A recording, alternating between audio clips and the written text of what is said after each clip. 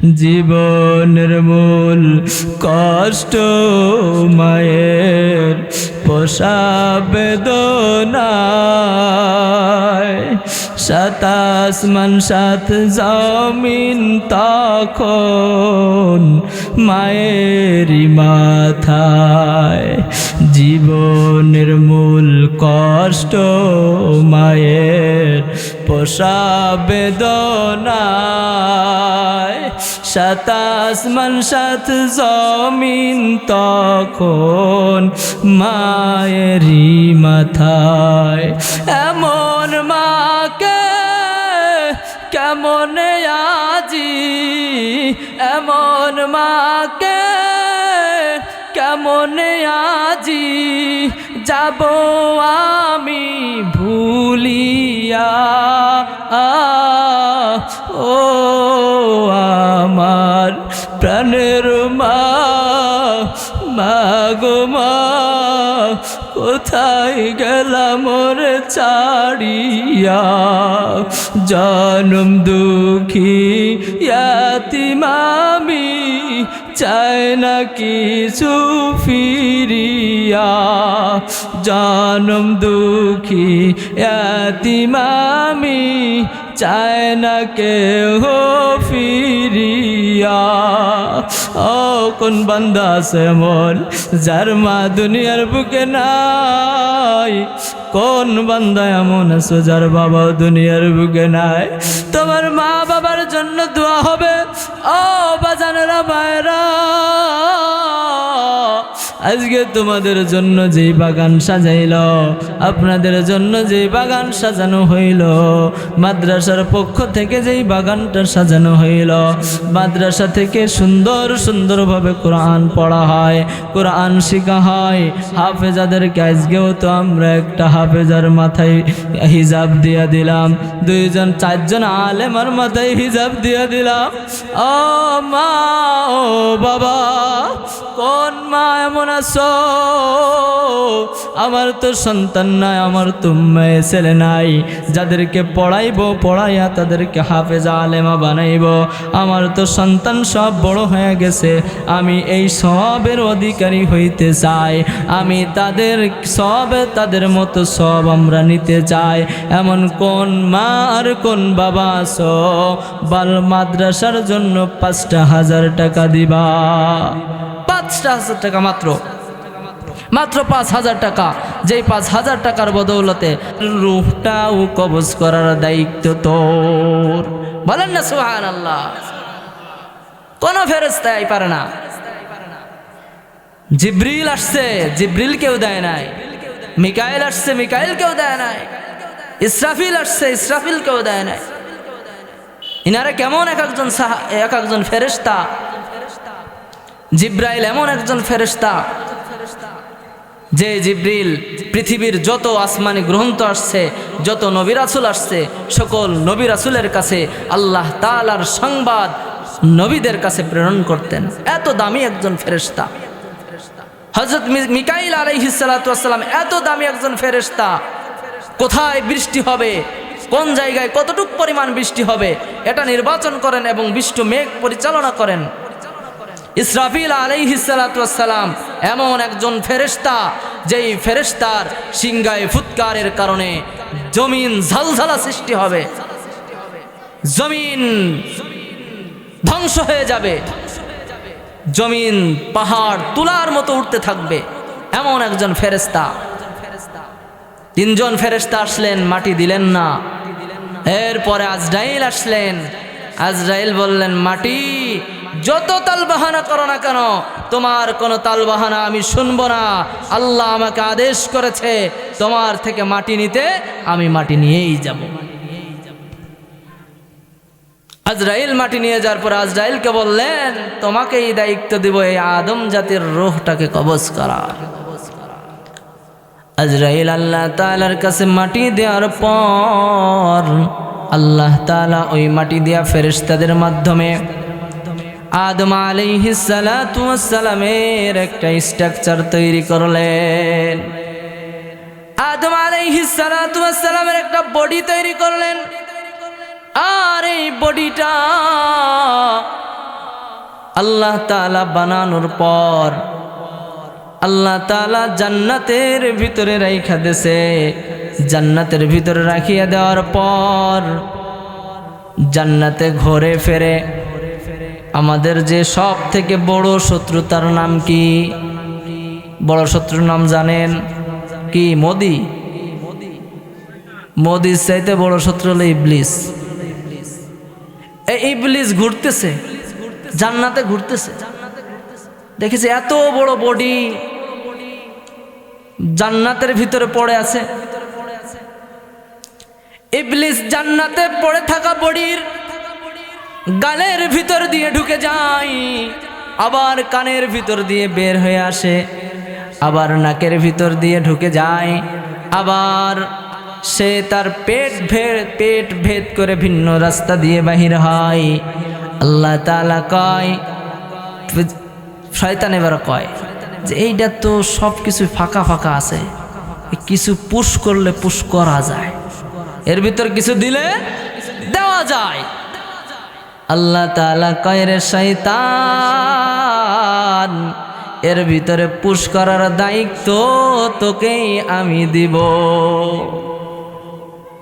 মানুষকে যত ধরনের খারাপ ওয়াসওয়াসা এ দেয় কে? কে দেয়? শয়তান দেয়।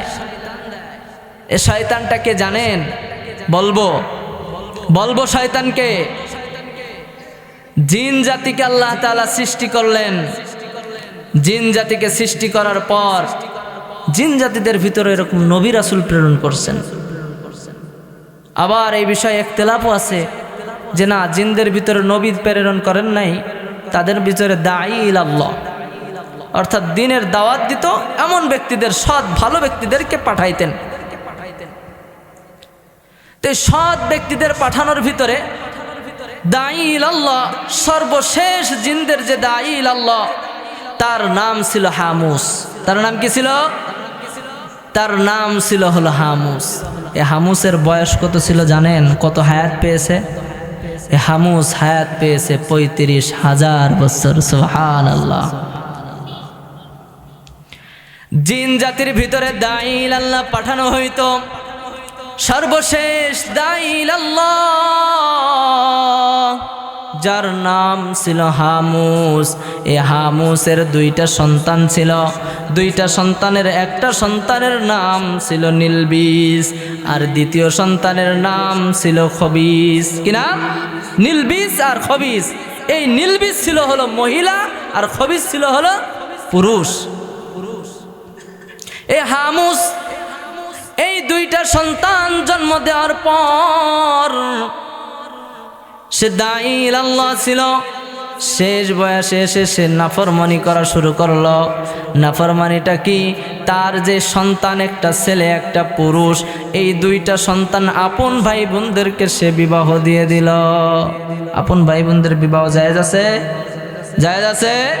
জায়েজ নাই। যদিও বর্তমানে অনেক জায়গা দেখা যাচ্ছে, শোনা যাচ্ছে, মিডিয়ায় প্রচার হচ্ছে যে আপন ভাই বোনে বিবাহে আবদ্ধ হয়েছে। একেবারেই হারাম, একেবারেই হারাম। এই হামুস সে শেষ বয়সে এসে সেই অকামটা করলো। কি অকাম করছে? নিজের মেয়ে নিলবিস আর ছেলে খবিস, এই নিলবিসকে খবিসের সাথে বিবাহ দিয়ে দিয়েছে। নিলবিসকে খবিসের সাথে বিবাহে আবদ্ধ করা হলো। বিবাহে আবদ্ধ হওয়ার পর এদের ভিতর থেকে একজন সন্তান জন্মগ্রহণ করলো, যেই সন্তানের নাম হলো ইবলিস। কি নাম? তাহলে ইবলিসের বাবার নাম কি? খবিস। খবিসের বাবার নাম হামুস। ইবলিসের বাবার নাম কি? খবিস। খবিসের বাবার নাম? অনেকে বলে না এ শালার খবিসের বাচ্চা। কথা কিন্তু ঠিকই, শয়তান তো খবিসেরই বাচ্চা। বাপের নাম খবিস, মার নাম ইলবিস। তো ইলবিসের মেয়ে, ইলবিসের ছেলে, এর নাম হলো ইবলিস। এই ইবলিস যখন পয়দা হলো, আর যখন মানুষেরা, জিনেরা আল্লাহ তাআলার সাথে নাফরমানি বাড়ায় দিল। দিনে দিনে আল্লাহ তাআলার সাথে নাফরমানি বেশি করতে শুরু করলো। এমন অবস্থায় আল্লাহ তাআলা ফেরেশতাদের আদেশ করলেন, ফেরেশতারা শোনো, আজকে তোমরা ওই জিন জাতির সাথে যুদ্ধ ঘোষণা করো। তোমরা জিন জাতির সাথে যুদ্ধ করে তাদেরকে ধ্বংস করে দাও। ফেরেশতারা দুনিয়ার বুকে চলে আসলেন, জিন জাতির সাথে যুদ্ধ ঘোষণা করলেন, যুদ্ধ করে দিলেন। যুদ্ধ করার পর, যুদ্ধ হওয়ার পর ওই ফেরেশতারা জিন জাতিদেরকে যেখানে পায় সেখানে হত্যা করে। এরকম হত্যা করতে করতে জিন জাতিরা যেখানে সুযোগ পায় সেখানেই পলায়। জিন জাতিরা পানির তলে পলায়, জিন জাতিরা গাছের ভিতরে যেয়ে পলায়। যেখানে যাইতে পারে সেখানে যাইয়া জিন জাতিরা ফেরেশতাদের হাত থেকে পলাইতে শুরু করে। হঠাৎ করে ফেরেশতাদের কাছে, ফেরেশতাদের সামনে একজন ছোট্ট জিন দেখা যায়। এমন একজন জিন, যেই জিনের বয়স মাত্র 1000 বছর। কত বছর? 1000 বছর। আমাদের 1 বছরের বাচ্চা যেমন, ওই 1000 বছরের বাচ্চা ঠিক ততটুক। ওই বাচ্চা এত সুন্দর, এত সুন্দর। সে আল্লাহ তাআলার কঠিন ইবাদতগার একজন বান্দা, একজন জিন। আল্লাহ তাআলার কাছে ফেরেশতারা বলে, ও রব্বে কারীম, দুনিয়ায় তো জিন জাতিকে ধ্বংস করতে বললেন, যাকে পাইলাম ধ্বংস করে দিলাম, কিন্তু এমন একজন ফুটফুটে সন্তান পাইছি যাকে আমরা ধ্বংস করতে আমাদের দিলে বড় মায়া হয়। আল্লাহ তাআলা বলেন, কেমন সন্তান রে? বলে, এমন একজন জিন সন্তান, ছোট্ট বাচ্চা, কিন্তু খুব সে ফরহেজগার। তার নাম হলো আজাজিল। কি নাম? ওই ইবলিসের নামই আজাজিল। ইবলিসের নাম আজাজিল। ফেরেশতারা আল্লাহ তাআলার কাছে বললেন, ও রব্বে কারীম, এই আজাজিল এত সুন্দর আপনার ইবাদত করে, একে আমরা ধ্বংস করতে চাই না, আমাদের মনে ধ্বংস করতে চাই না। আল্লাহ তাআলা বললেন, ঠিক আছে, তাকে আসমানে নিয়ে আসো। ফেরেশতারা তাকে প্রথম আসমানে নিয়ে গেলেন। প্রথম আসমানে ওই আজাজিল ছোট্ট সন্তান 1 লক্ষ বছর ইবাদত করেছেন। কত বছর? 1 লক্ষ বছর ইবাদত করেছেন। 1 লক্ষ বছর ইবাদত করার পর যখন তার ইবাদত আল্লাহ তাআলার কাছে পছন্দ হয়েছে, তার প্রমোশন বেড়ে গেল। প্রথম আসমান থেকে দ্বিতীয় আসমানে সে চলে গেল।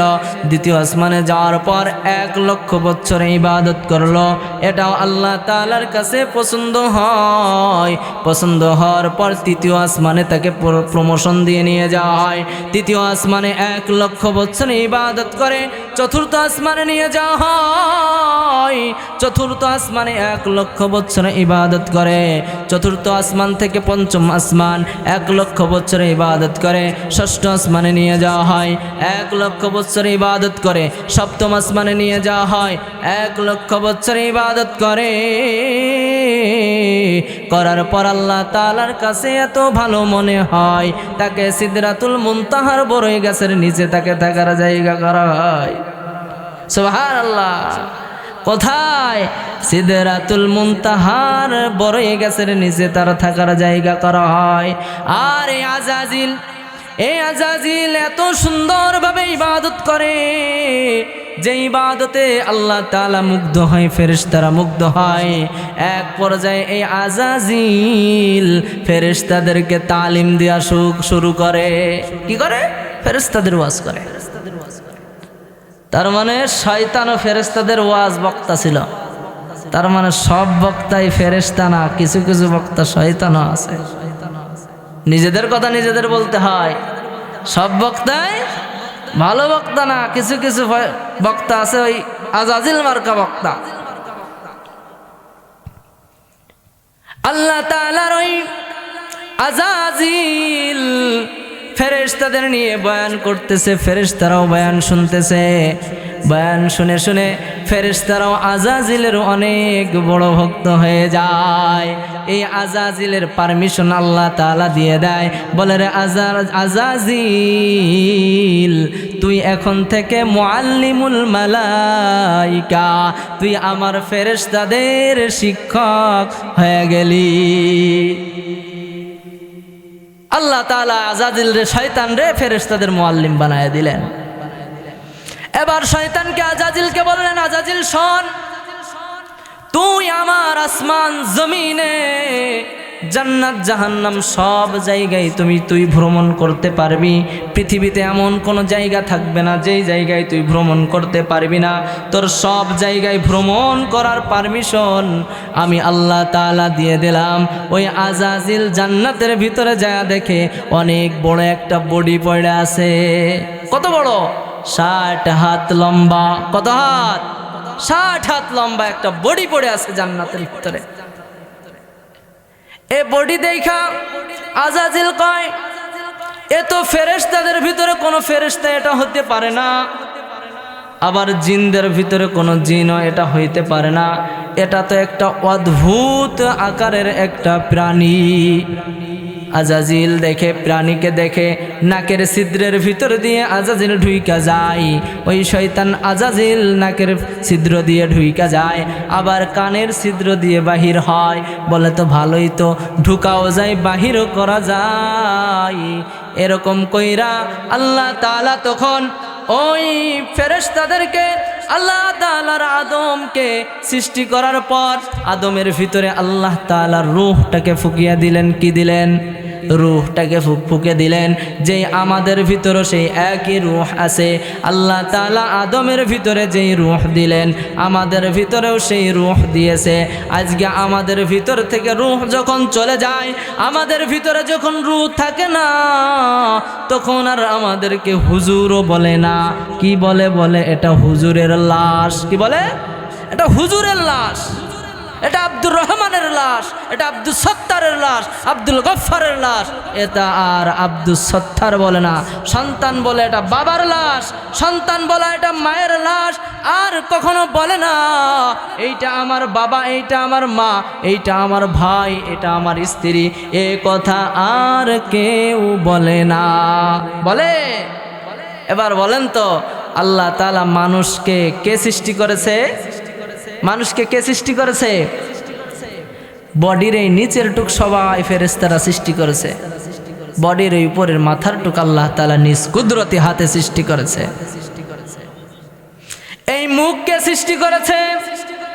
এই মুখের ডিজাইনার কে? কথা কয় না। উদায় গেছেন আপনারা? ঠান্ডা লাগতেছে বেশি? ঠান্ডা লাগে? ঠান্ডা লাগলে গরম করার জিনিস আমার কাছে আছে। এই মুখ বানাইছেন কে? এর ডিজাইনার কে? যদি আল্লাহ হয়, এই মুখে বিড়ি লাগাও কেমনে? ওটাও আল্লাহ লাগাইতে কইছে। আল্লাহ তাআলা এই মুখটাকে বানাইলেন, মুখের ডিজাইন আল্লাহ তাআলা করলেন। যেইখানে নাক দেওয়ার দরকার সেইখানে নাক দিলেন, যেইখানে চোখ দেওয়ার দরকার সেইখানে চোখ দিলেন, যেইখানে কান দেওয়ার দরকার সেইখানে কান দিলেন। যেইখানে চোখ, কান, নাক, মুখ ঠিক মতো দিলে মানুষকে সুন্দর দেখা যায়।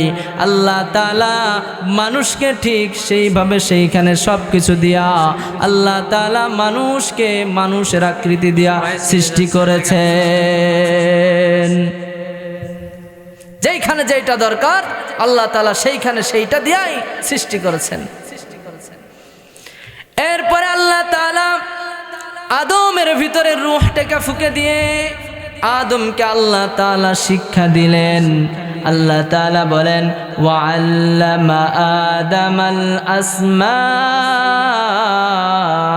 কুল্লাহা সুম্মা আরাদাহুম আলাল মালাইকা ثم عرضهم على الملائكة فقال أنبئوني بأسماء هؤلاء إن كنتم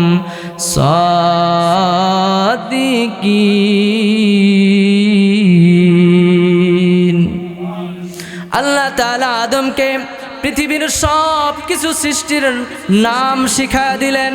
আল্লাহ তাআলা পৃথিবীর সব কিছুর নাম আদম আলাইহিস সালাতু ওয়াস সালামকে শিখাইলেন। শিখানোর পর এবার ফেরেশতাদেরকে বলতেছেন, এই জিনিসটার নাম কি বলো তো? ফেরেশতাদের কত সৃষ্টি করা হয়েছে যেই কাজের জন্য ফেরেশতারা শুধু সেই কাজ করতে পারে, ব্যতিরিক্ত কিছু করতে পারে না। তাদেরকে যা শেখানো হয়েছে তারা সেটাই জানে। আল্লাহ তাআলা আদমকে সব কিছু শেখানোর পর আল্লাহ তাআলা আদমকে বলেন, এইটার নাম কি? বলে এইটার নাম চার পাওয়ালা চেয়ার। বলে এইটার নাম কি? এইটার নাম হলো মাইক। এইটার নাম কি? এটা মাইকের স্ট্যান্ড। এইটার নাম কি? এটা হলো চট। আদম টকাটক সব কিছু বলে দেয়। আল্লাহ তাআলা ফেরেশতাদেরকে বলে, ও ফেরেশতারা, তোমরা এইটার নাম কি বলো? ফেরেশতারা একটার নামও বলতে পারে না। এরপরে আল্লাহ তাআলা বলেন, দেখো ফেরেশতারা, তোমরা যেহেতু এটার নাম তোমরা বলতে পারো না, তাহলে তোমরা আদমকে সিজদা করো। কি করো? আদমকে সিজদা করো। যেহেতু আদমকে আমি আল্লাহ তাআলা বানাইছি, আমি আল্লাহ আদমকে সব শিক্ষা দিয়েছি। আদম যেহেতু পরীক্ষার প্রশ্নের উত্তর দিতে পেরেছে, তুমি যেহেতু পরীক্ষার প্রশ্নের উত্তর দিতে পারো নাই, সুতরাং আদম তোমাদের থেকে সম্মানিত, তোমরা আদমকে সিজদা করো। ফেরেশতারা কিসের তৈরি একটু বলেন না? কিসের তৈরি? নূরের তৈরি। তিনটা পদার্থের মাখলুক আছে। এক নম্বর পদার্থ হলো নূর, এই নূর দ্বারা ফেরেশতাদেরকে সৃষ্টি করা হয়েছে। দ্বিতীয় নম্বর পদার্থ হলো আগুন, এই আগুন দ্বারা জিন জাতিকে সৃষ্টি করা হয়েছে। তৃতীয় নম্বর পদার্থ হলো মাটি, এই মাটি দ্বারা মানুষকে সৃষ্টি করা হয়েছে। এখন একটা জিনিস আপনাদেরকে বলি, বলেন তো, তিনটা জিনিস মাটি, নূর, আগুন, এর ভিতরে শ্রেষ্ঠ কাকে বানাইছে? শ্রেষ্ঠ কাকে বানাইছে? মাটিকে শ্রেষ্ঠ বানাইছে। যেইখানে নূরের তৈরি, আগুনের তৈরি, ফেরেশতা এবং জিন জাতি মাটির তৈরি, আদমকে সিজদা দিতে আল্লাহ তাআলা বলছেন, সেইখানে মাটি শ্রেষ্ঠ নাকি নূর আর আগুন শ্রেষ্ঠ? মাটি শ্রেষ্ঠ। তাহলে নূর নবী বলে কিলে কেন ভাই হয়? যেখানে মাটি সম্মানিত হয় সেখানে নূর নবী, মাটির নবী, নূর নবী, আগুনের নবী, এগুলো কেন হয়? আল্লাহ তাআলাই তো বলছেন, আমি মাটিকে সব থেকে শ্রেষ্ঠ করেছি, সম্মানিত করেছি। আল্লাহ তাআলা আদমকে সৃষ্টি করার পর, সব কিছু শিখানোর পর আদমকে সিজদা দেওয়ার জন্য ফেরেশতাদেরকে বললেন, ও ফেরেশতারা, তোমরা আদমকে সিজদা করো। ক্বালু সুবহানাকা লা ইলমা লানা ইল্লা মা আল্লামতানা ইন্নাকা আনতাল আলিমুল হাকীম। ক্বালা ইয়া আদামু আনবিউহুম বিআসমাইহিম ফালাম্মা أنبأهم بأسمائهم قال ألم أقل لكم إني أعلم غيب السماوات والأرض وأعلم ما تبدون وما كنتم تكتمون وإذ قلنا للملائكة اسجدوا لآدم فسجدوا إلا إبليس। আল্লাহ তাআলা ফেরেশতাদেরকে বললেন, ফেরেশতারা, তোমরা আদমকে সিজদা করো। সকল ফেরেশতারা আদমকে সিজদা করলো, কিন্তু ইবলিস আল্লাহকে সিজদা, আদমকে সিজদা করলো না। আদমকে সিজদা না করে ইবলিস আল্লাহ তাআলার কাছে বলে, ও আল্লাহ, আপনি শোনেন, আদম হলো মাটির তৈরি, আমি হলাম আগুনের তৈরি। খলাকতানি মিন নার ওয়া খলাকতাহু মিন তিন। আল্লাহ আমি আগুনের তৈরি, আদম মাটির তৈরি। আগুনের স্বভাব হলো উপর দিকে যাওয়া, মাটির স্বভাব হলো নিচের দিকে আসা। যদি সিজদা করতে হয় আদম আমাকে সিজদা করবে, আমার মাটি আমি আগুনের তৈরি, আমার ঊর্ধ্ব দিকে যাইতে হবে। আদম আমাকে সিজদা করবে, আমি আদমকে সিজদা করব না। আল্লাহ তাআলা বললেন রে আদম, আল্লাহ তাআলা বললেন রে শয়তান, তুই এতদিনে ভালো কাম করছস, কিন্তু আজকে যেই যুক্তিটা খাড়া করলি এই যুক্তিটা তোর ঠিক হয় নাই। আল্লাহ তাআলা বলেন আবা ওয়াস্তাকবার ওয়া কানা মিনাল কাফিরিন, সে অস্বীকার করলো এবং কাফেরদের অন্তর্ভুক্ত হয়ে গেল। এরপর আল্লাহ তাআলা বলেন আদম আলাইহিস সালাতু ওয়াস সালামকে বললেন শয়তানরে তো বাইরে করে দিয়েছে। শয়তানরে কি করছে? ওরা লানত দিয়ে শয়তানরে বের করে দিচ্ছে। ফাকরুজ, তুই বাইর হ, তুই আর আমার আজাজিল নাই, তুই এখন থেকে শয়তান হয়ে গেছিস।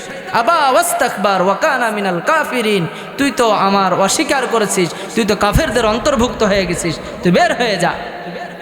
শয়তান বের হয়ে গেল।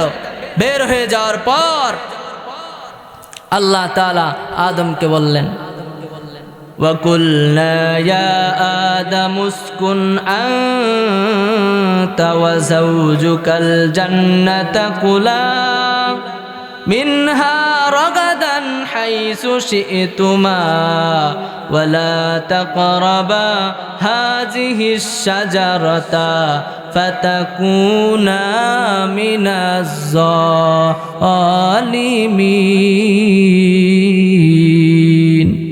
আল্লাহ তাআলা বলেন হে আদম, যাও যাও, তুমি জান্নাতে চলে যাও।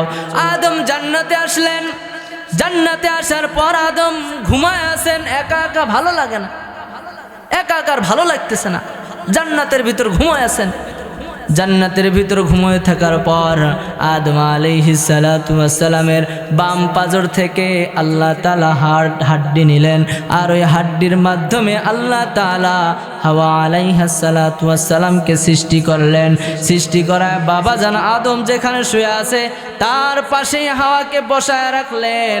আদম আলাইহিস সালাতু ওয়াস সালাম ঘুম থেকে উঠা পাশে দেখে সুন্দরী রমণী ফুটফুটে চেহারা একটা নারী। যখনই দেখছে নারী তখনই লাফ মারছে। একা একা ছিলাম, ভালো লাগতেছিল না, পাশে সুন্দরী একটা নারী, আর কি বসে থাকা যায়? আল্লাহ কয় দাঁড়া, একটু হালাল কইরা নে। আদম আলাইহিস সালাতু ওয়াস সালামকে বললেন ওয়েট করো, তোমার আর হাওয়ার আমি বিবাহ দিব। আল্লাহ তাআলা হাওয়াকে আর আদমকে বিবাহ দিবেন। আদমকে বলে রে আদম, বিবাহ করতে হলে তো মোহর দিতে হয়, তোমার কাছে কি এমন আছে যেটা দিয়ে তুমি মোহর দিবা?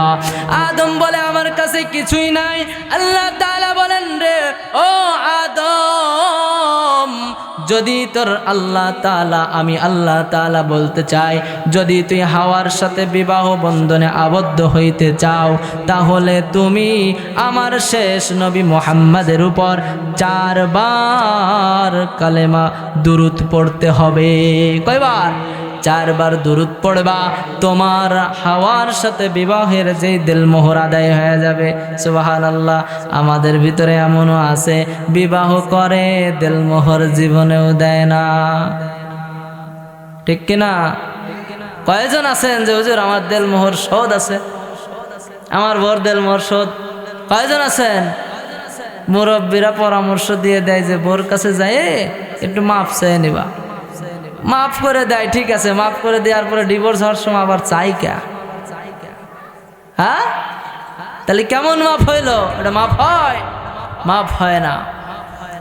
এজন্য আল্লাহ তাআলা, এই যুবকেরা শোনেন, বিবাহ করব, বিবাহের কথা বললে তো হাসি দেয়, আহা অট্ট হাসি, দাঁত দেখায় দেয়। বিবাহ করবেন, বিবাহ করার জন্য টাকা পয়সা গুছান, দেলমোহর নগদ হাতে দেবেন বর হাতে, এটা তোমার প্রাপ্য, তুমি নিয়ে নাও, বাস। দেলমোহরের টাকা গুছানোর পরে বিবাহ করেন। এরপর আল্লাহ তাআলা বলেন আদম তুমি আর তোমার স্ত্রী তোমরা জান্নাতের ভিতরে বসবাস করো। ওয়ালা তাকরাবা হাযিহিশ শাজারাতা ফাতাকুনা মিনাজ জালিমিন। তুমি এই খেজুর গাছ, এই গাছের গোড়ায় যাইবা না। যদি এই গাছের গোড়ায় যাও তাহলে তুমি জালেমদের অন্তর্ভুক্ত হয়ে যাবা। হাওয়া আলাইহিস সালাতু ওয়াস সালাম আর আদম আলাইহিস সালাতু ওয়াস সালাম জান্নাতে বসবাস করতেছেন। জান্নাতের যা মনে চাই তাই খায়, যা মনে চাই তাই করে। এখন আদম আর হাওয়া ভালো লাগতেছে না। আদম গেছে বাইরে ঘুরতে, হাওয়া আছে বাড়ির ভিতরে। ইবলিস কয় এইবারই সুযোগ। আল্লাহ এদের বলছে যে তোমরা ওই গাছের নিচেই যাইবা না, গাছের কাছে যাবা না। আমি ওদেরকে যদি ওই গাছের গোড়ায় নিতে পারি, আল্লাহ তাআলার আইন অবাধ্য করার কারণে আল্লাহ এদেরকে বাইর করে দিবে। এই আদম তোর জন্য আমি জান্নাত থেকে বাইর হয়েছি, আর ওই জান্নাতে তুই থাকবি, আমি বাইরে দিয়ে ঘুরবো, এটা হইতে পারে না। মহিলাদেরকে পটানো সহজ, মহিলাদের পটানো সহজ, অল্পতেই পটে যায়, পাম্পম দিলেই পটে যায়। ইবলিস আইসা কয়, আবার ইবলিস আইসে কি কারণে, কিভাবে জানেন? সাইজে সুজে আইসে। ইবলিস আসছে সুন্দর একটা ফুটফুটে সুন্দর বাচ্চা, পুরুষ ছেলের 12-13 বছর বয়স, এমন একটা বাচ্চার চেহারার রূপ ধরে, গায়ে তার সাদা জুব্বা, মাথায় সাদা পাগড়ি দিয়ে আয়েশা হাওয়া আলাইহিস সালাতু ওয়াস সালামকে ওয়াজ করে, হাওয়া তুমি কি জানো এই গাছের ভিতরে এমন একটা অমৃত আছে, যেই অমৃত তুমি যদি খাও এর স্বাদ বুঝতে পারবা, এই স্বাদ তোমাকে নিতে দিবে না, এজন্য আল্লাহ তোমাকে এই গাছের নিচে আসতে নিষেধ করছে। হাওয়া কয় তাও তো হতেই পারে, এত সুন্দর বাচ্চা, আবার এত সুন্দর জুব্বা গায়, মাথায়ও পাগড়ি আছে, এত সুন্দর ওয়াজ করতেছে, হইতেই পারে। হাওয়া চইলা গেছে, যা নিজে একটা খাইছে, আবার বাবার জন্য স্বামীর জন্য একটা নিয়ে আসছে। আব্বা জান আদম আলাইহিস সালাতু ওয়াস সালামের জন্য আম্মা জান হাওয়া একটা নিয়ে চলে আসছে। আমি একা খাবো, সে আমার স্বামী, প্রাণের স্বামী। আম্মা জানেরা, গন্ধম ফলটা হাওয়া তো খাইছে জান্নাতে একটা, আবার স্বামীর জন্য নিয়ে আসছে।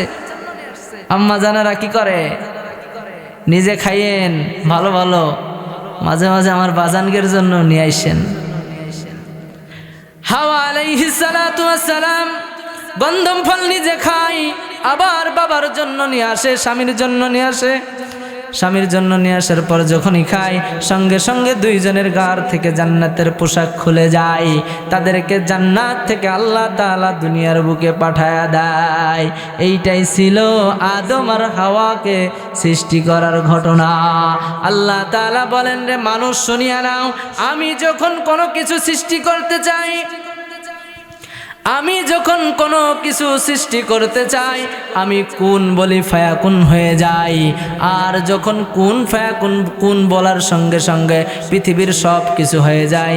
ইন্নামাল ইযামা লাহমা সুম্মা আনশানাহু খালকান আখার ফাতাবারাকাল্লাহু আহসানুল খালিকিন।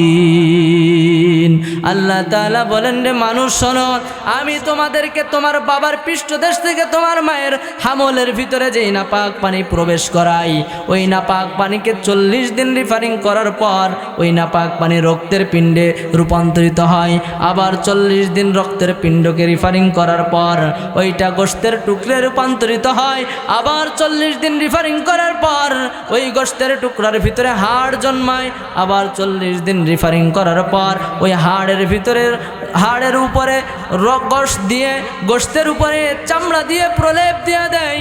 এরপরে আমি ওই বডিকে দেখভাল করার জন্য একজন ফেরেশতা নিযুক্ত করে দেই, আর ওই ফেরেশতা 24 ঘন্টা আমি আল্লাহ তাআলার কাছে অডিট করতে থাকে। এখন তোমার কেমন অবস্থা, এখন তোমার কি প্রয়োজন? মাতৃগর্ভে মানুষেরা 10 মাস 10 দিন গর্ভে ধারণ করে। আম্মা জানেরা, আমরা 10 মাস 10 দিন মায়ের গর্ভে ছিলাম, আর এই 10 মাস 10 দিন আমাদের কি প্রয়োজন, কখন কি প্রয়োজন, এটা দিয়েছেন কে?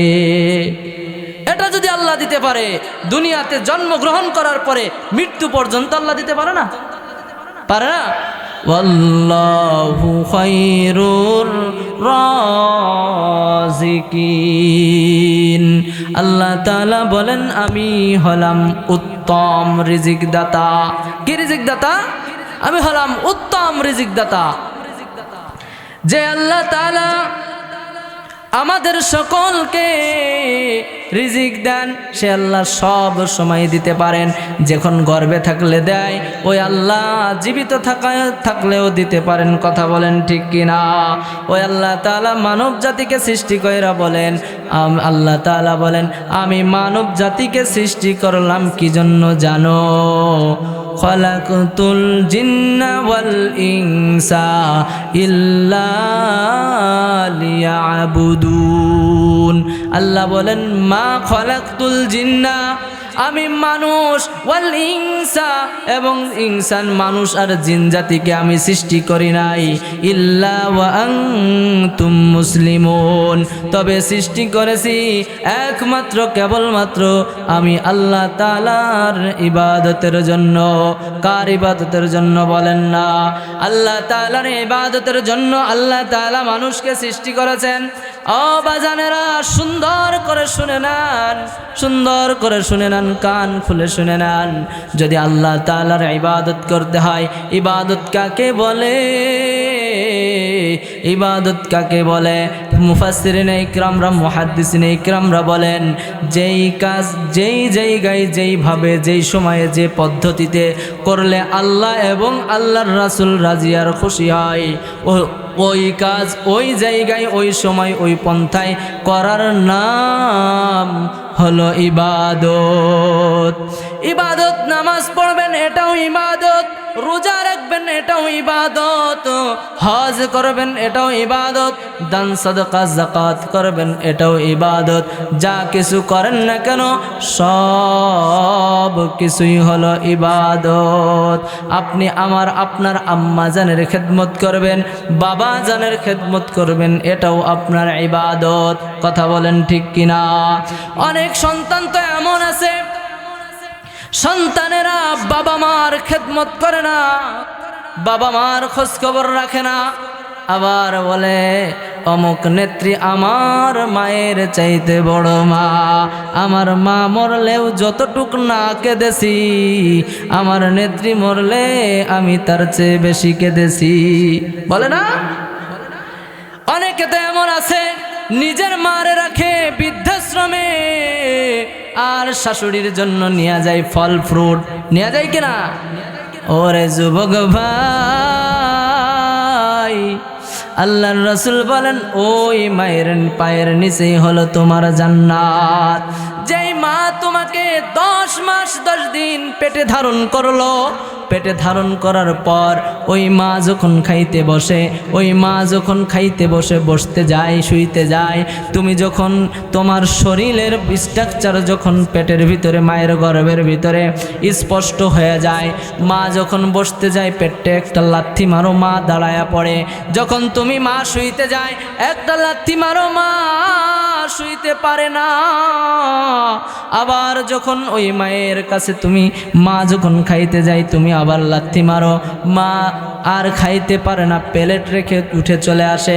আবার যখন তুমি জন্মগ্রহণ করো, পৃথিবীর ভিতরে সায়েন্স বলে একজন মানুষ 48 ডিগ্রি কষ্ট সহ্য করতে পারে, কিন্তু একজন মা যখন সন্তান প্রসব করে তখন ওই মা 56 থেকে 54 সেলসিয়াস ডিগ্রি কষ্ট হয়। এই কষ্ট সহ্য করিয়া ও মা ও বাবারা, তোমাদেরকে আমার আল্লাহ তাআলা সৃষ্টি করে, আল্লাহ তাআলার বান্দি আমার আপনার আম্মা দুনিয়ার বুকে পাঠায়া দিলেন। আর ওই মা যখন তোমার দুনিয়ার বুকে নাই, ওই মা যখন দুনিয়ার বুকে থাকবে না, ওই মা যখন তোমার সামনে থাকবে না, তখন তুমি বুঝতে পারবা তোমার ওই মায়ের কি মর্ম। আমাদের মাঝে তো অনেক মানুষ এমন যাদের মা দুনিয়ার বুকে নাই। অনেকে তো এমন আছে আসিয়া বলে হুজুর একটু আমার মায়ের জন্য দোয়া করবেন। বলে কেন? বলে হুজুর কিছুদিন আগেই তো হলো আমার মা ইন্তেকাল করেছে। আমি আমার মার জন্য বাজার থেকে কাফনের কাপড় কিনিয়ে আনলাম। মহিলারা আসিয়া আমার মায়ের গোসলের জন্য পানি গরম করিল। পানি গরম করিয়া আমার মাকে গোসল করায়া দিল। অনেক আম্মা জানেরা বলেন হুজুর আমার মায়ের জন্য তো আমি নিজেই পানি গরম করছি, আবার আমি নিজে আমার মাকে গোসল করাইলাম, আবার কাফন পরাইলাম। হুজুর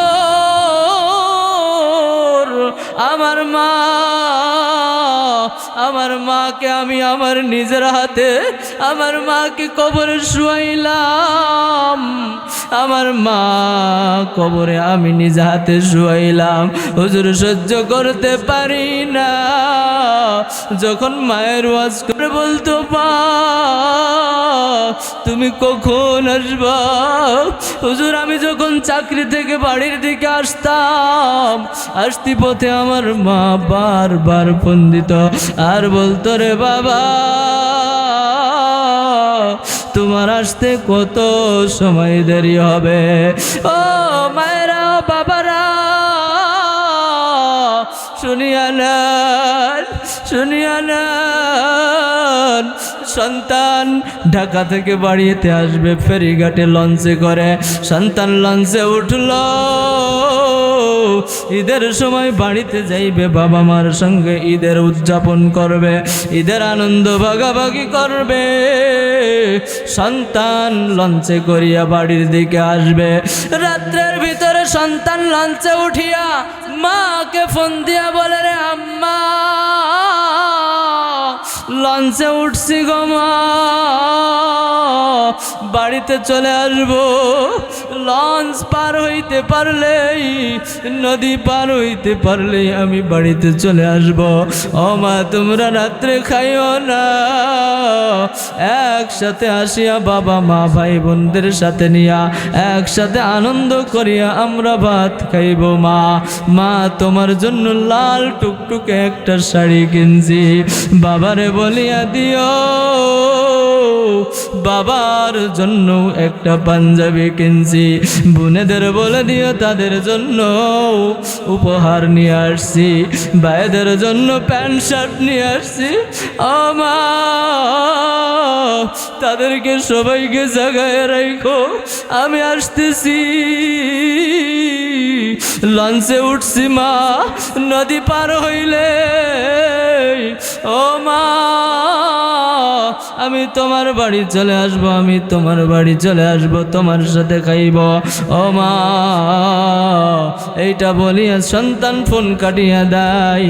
লঞ্চ নদীর মাঝ মুহূর্তে আসার পর আজমুকা যখন বাতাস আসে, বাতাস ঝড় আসে, সিডর আসে, সিডরের ভিতরে লঞ্চটা ডুবিয়ে যায়। লঞ্চটা ডুবিয়ে যাওয়ার পর সন্তান লঞ্চের ভিতরে থাকে, সন্তান লঞ্চের ভিতরে থাকিয়া লঞ্চের ভিতরে নিঃশ্বাস বন্ধ হয়, পানির তলে যায়, সন্তান মারা যায়। ডুবুরিরা লঞ্চ উঠায় সন্তানকে যখন পায়, লঞ্চের ভিতরে সন্তানের কাপড় চোপড় পকেটের ভিতরে দেখে বাবার নম্বর, মায়ের নম্বর, মায়ের কাছে বাবার কাছে ফোন দিয়া বলে আব্দুল করিমের মা তোমার যেই সন্তান বাড়িতে যাওয়ার কথা ছিল, ও আব্দুল করিমের বাবা তোমার ওই সন্তান আর বাড়িতে যাইবে না, আর বাড়িতে যাইবে না। রাত্রে লঞ্চ ডুবে যাইয়া তোমার সন্তান মারা গেছে। মাই খবর শুনিয়া একটা চিৎকার দিয়া মা জমিনে পড়িয়া গেছে। মা জমিনে পড়িয়া যাইয়া মা শুধু কান্নাকাটি করে আর কান্নাকাটি করে। ওদিকে অ্যাম্বুলেন্সে করিয়া সন্তানের লাশ বাড়ির সামনে আসিয়া হুইসেল দেয়, আর মা বলে রে আমার সন্তান, ও অন্য সন্তানেরা দেখ তোদের ভাই আসার কথা ছিল হেঁটে, আসিয়া আমাকে লাল শাড়ি দিবে, তোর বাবাকে পাঞ্জাবি দিবে, তোদের জন্য গিফট নিয়ে আসছে, আজকে দেখ দেখ তোর ভাই হাঁটিয়ে আসতেছে না, আজকে তোর ভাই কফিন বন্দি হয়ে আসছে, তোর ভাই আর আসিয়া আমাকে মা বলবে না, তোর ভাই আসিয়া আর আমাকে মা বলবে না, তোর বাবাকেও বাবা বলবে না, তোদেরকেও আর ভাই বলবে না। এই মায়ের মনে বাবারা কষ্ট দিও না, ও যুবক ভাইরা এই বাবার মায়ের কোলে মনে তোমরা কষ্ট দিও না। এই মা তোমার আমার জন্য এত কষ্ট করেন, জীবনের মূল কষ্ট মায়ের পোষা বেদনায়, সাত আসমান সাত জমিন তখন মায়েরই মাথায়, জীবনের মূল কষ্ট মায়ের পোষা বেদনায়, সাত আসমান সাত জমিন তখন মায়েরই মাথায়। এমন মাকে কেমন আজি, এমন মাকে কেমন আজি যাব আমি ভুলিয়া, ও আমার প্রাণের মা, মা গো মা কোথায় গেলাম মোরে ছাড়িয়া, জনম দুঃখী ইয়াতিম আমি চাই না কিছু ফিরিয়া, জনম দুঃখী ইয়াতিম আমি চাই না কেহ ফিরিয়া। ও কোন বান্দা আছে মন যার মা দুনিয়ার বুকে নাই, কোন বান্দা এমন আছো যার বাবা দুনিয়ার বুকে নাই। তোমার মা বাবার জন্য দোয়া হবে, ও বাজানেরা মায়েরা, আজকে তোমাদের জন্য যেই বাগান সাজাইল, আপনাদের জন্য যেই বাগান সাজানো হইল, মাদ্রাসার পক্ষ থেকে যেই বাগানটা সাজানো হইল, মাদ্রাসা থেকে সুন্দর সুন্দরভাবে কোরআন পড়া হয়, কোরআন শেখা হয়, হাফেজাদেরকে আজকেও তো আমরা একটা হাফেজার মাথায় হিজাব দিয়া দিলাম, দুইজন চারজন আলেমার মাথায় হিজাব দিয়া দিলাম।